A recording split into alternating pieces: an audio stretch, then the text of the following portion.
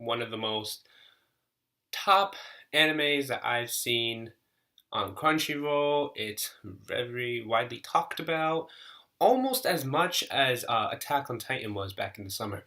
It was something that everyone was talking about and getting into, and I couldn't agree anymore. This is the Kill la Kill overall review.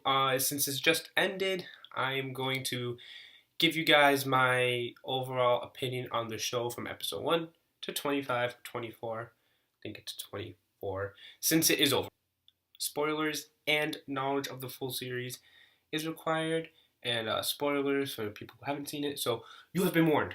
So, pre-release of the show airing, I was really excited when they announced it, and they announced it so early that I was still in high school when they announced this show. The producer, Hiroyuki Imashi, if I'm saying that right, was at Gainax, and I think he went to Trigger, who made the show, and he produced Gurren Lagann. He did, I believe, other shows as well in the Gainax area. And screenplay writer Kazuki Nakashima. Those are the two people that worked for Gainax and also did this show. So knowing that, I was like, yes, this is going to be perfect. And they did Gurren Lagann, and I love Gurren Lagann. I cannot stress how much that anime means to me. It is one of the best animes. Don't argue with me on it. It's one of the best animes. I can say it because Gurren Lagann is one of the best animes. Trigger actually has a pretty nice back record making Little Witch Academia, which is a short one episode. It's on Crunchyroll. I'll link it to you. And they only did one episode of it, and I was really sad that it ended. You guys should really watch it. They did this for this program called Anime Mira in 2013, which was a young animator project, which I would have loved to be in since I want to become an animator. And it was just not even recently, which I shouldn't even say recently, that they've put a Kickstarter. And if you guys don't know what Kickstarter is, I think it's for people who want to invest in something, so they donate money to that certain cause. And this cause was actually Little Witch Academia 2. And we did get and raised enough money for it, and we accomplished the goal on August 8th, 2013. So we'll definitely be seeing another episode, or I don't know what they're going to do, but I think it's another episode of Little Witch Academia 2. So diving right into it, into the story, into the plot, Kill la Kill had a Twitter, and around May there was an interview posted about some hints about what the show can contain, and they said to us, I remember reading this, clothing. And they said something incorporated with suits and clothing to fight in.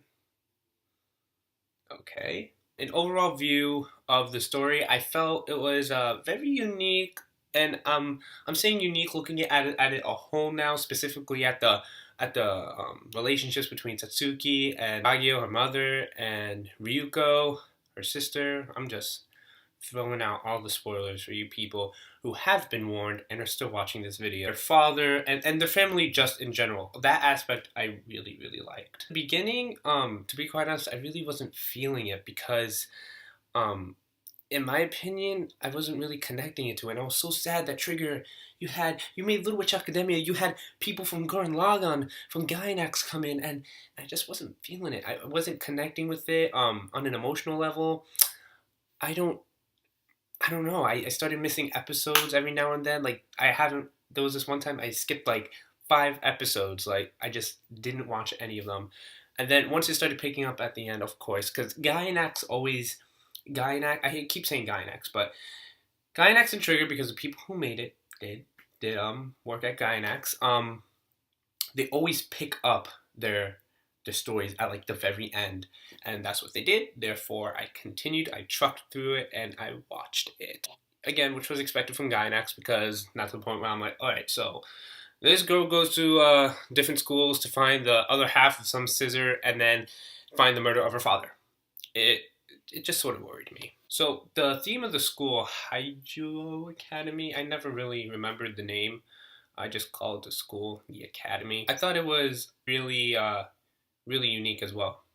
The way that they implement it into such a innocent concept in our world and made it into some like military place that you can, have these suits on and you're all cool, and if you own a club, you're like, you can fight and everything. It was just a really nice comical twist on just like overall like these rules of like specific clubs getting these really cool powers. Also was really cool seeing how if you're really good in school and you have a club, your social class and the outside life changes, you get a better house, and you could have seen that with in Mako's situation in episode 7. So let's move on to the characters now, because I think we all know why we like the characters.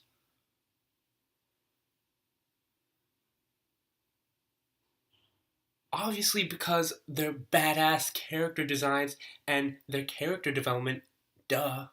Come on, guys. So the biggest character development for the biggest characters that developed in this show for me, personally, is Satsuki, Senketsu, and the relationship between Ryuko and Senketsu. Then I think Gamagori and Mako, but Gamagori more because he was more emotional and not emotional, but he was more involved with the main characters than any other 3 of the Elite Four. Mako, in no doubt, was the funniest character, I think, in the series and in all the anime that I've watched this season.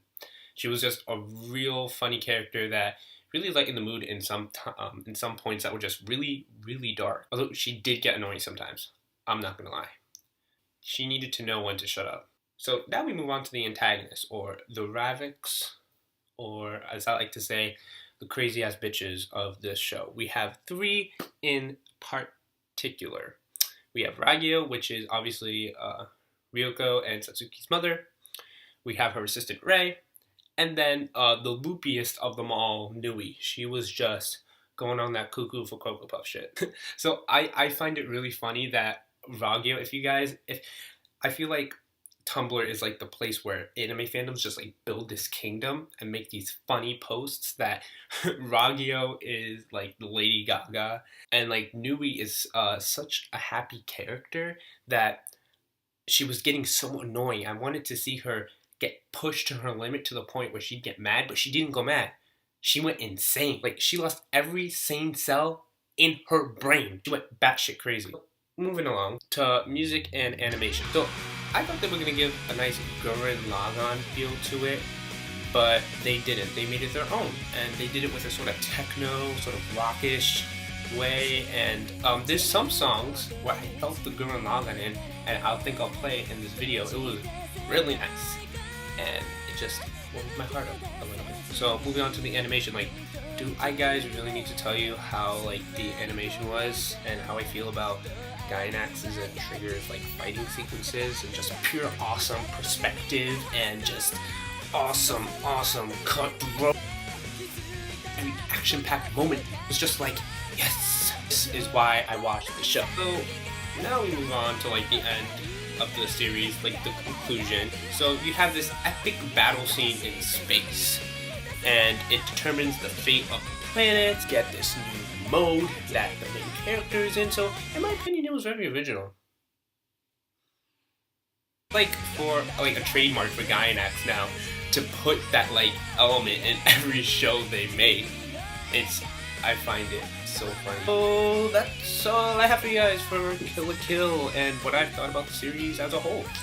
So in my opinion, as a whole review, I give it a solid 8 out of 10. So tell me what you guys think about Kill la Kill. Liked it? If you didn't like it, vent and complain to me about that because I want to read it.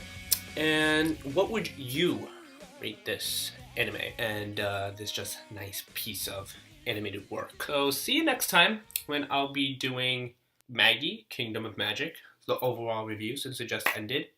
That's season 2 of Maggie, not season 1, because I haven't watched that in forever. So till later.